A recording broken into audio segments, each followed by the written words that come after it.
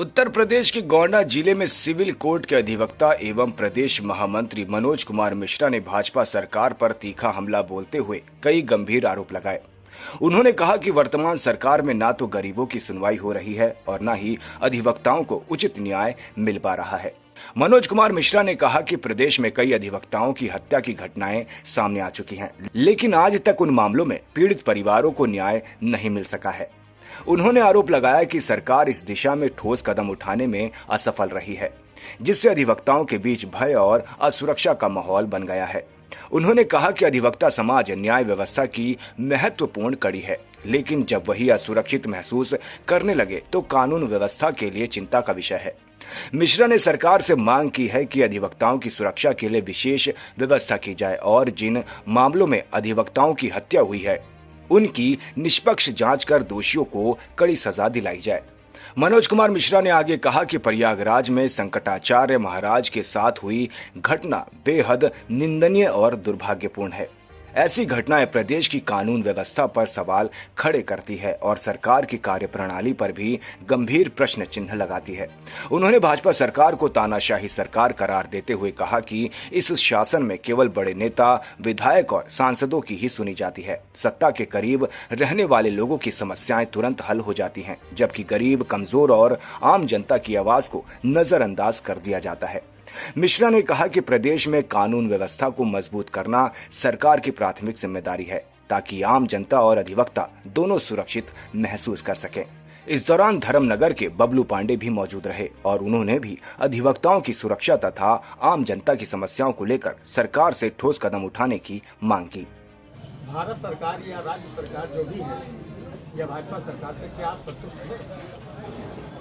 देखिए, मैं मनोज मिश्रा एडवोकेट, प्रदेश महामंत्री सिविल कोर्ट गोंडा, पूर्व प्रत्याशी लोकसभा क्षेत्र कैसरगंज। आप मीडिया बंधु को मैं धन्यवाद देता हूं कि आपने कम से कम अधिवक्ताओं के हित का मुद्दा उठाया। इस गवर्नमेंट में, इस भाजपा की सरकार में एक अधिवक्ता ही है जो आम गरीबों के लिए, आम जनता के लिए सवाल उठाता है, अधिकारियों से लड़ जाता है और लोगों के, गरीबों के जायज मांगों के लिए, शोषितों के लिए, वंचितों के लिए, दलितों के लिए आवाज उठाता है। इसीलिए सरकार के खिलाफ भी अधिवक्ता ही बोलता है। इसलिए सरकार अधिवक्ता को दबाने के लिए पूरा कुचक्र हमेशा रचा करती है। वर्तमान हालात ये हैं कि पूरे प्रदेश में इतने अधिवक्ताओं की हत्याएं हो चुकी हैं कि अधिवक्ता समाज ही सरकार भाजपा को उखाड़ कर फेंक देने के लिए पूरी तरीके से लामबंद होता नजर आ रहा है। इतनी हत्याएं वकीलों की हो रही है, बार बार हत्या। अरे वकील ने देश आजाद कराया, वकील गरीबों की लड़ाई लड़ता है, कानून की लड़ाई लड़ता है। मजलूम जो विधायक से पीड़ित होगा, आप बताइए, विधायक भूमाफिया से जुड़े हुए हैं, भूमाफियाओं की पैरवी विधायक करते हैं। अब विधायक किसी गरीब की जमीन जा रही, विधायक जी उसको प्लाटिंग करवा रहे हैं तो कौन रोकेगा? वकील। अब वकील के पास जब फरियादी आएगा तो वो एसपी और कप्तान और डीएम के पास जाएगा, अधिकारियों से उसकी बात रखेगा। तो विधायक किसके खिलाफ होंगे? वकील के। सरकार के खिलाफ कौन बोलेगा? वकील। और वकील अगर सरकार के खिलाफ नहीं बोलेगा तो भाजपा के नेता चाहे देश लूट ले, कुछ न हो।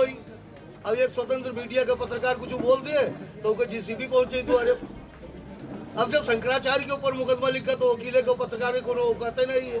तो ये सरकार पूरी तरीके से फेलेवर है और इस सरकार के से अधिवक्ता पूरी तरीके से संतुष्ट है। और सरकार ने अगर अधिवक्ता प्रोटेक्शन एक्ट लागू नहीं किया तो अधिवक्ता समाज पूर्णतः इस सरकार का विरोध करेगा और इस बार उत्तर प्रदेश नहीं, देश से ही भाजपा मानो गई, भाजपा मानो खत्म। अच्छा, एक सवाल और है आपसे, जो यूजीसी बिल आया है इसके बारे में आप क्या प्रतिक्रिया देंगे?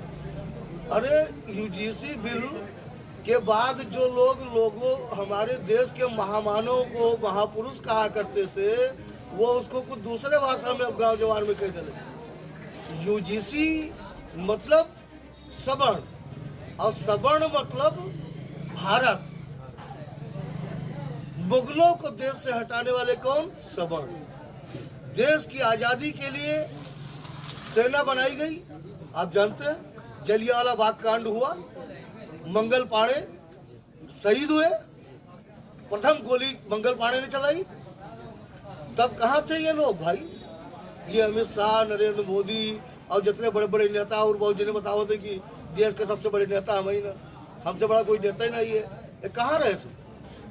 तो इस तरीके से ये सरकार फेलेवर है और सरकार बिल्कुल जैनिक कंडीशन में है, चाहे वो उत्तर प्रदेश हो और चाहे वो भारत देश हो।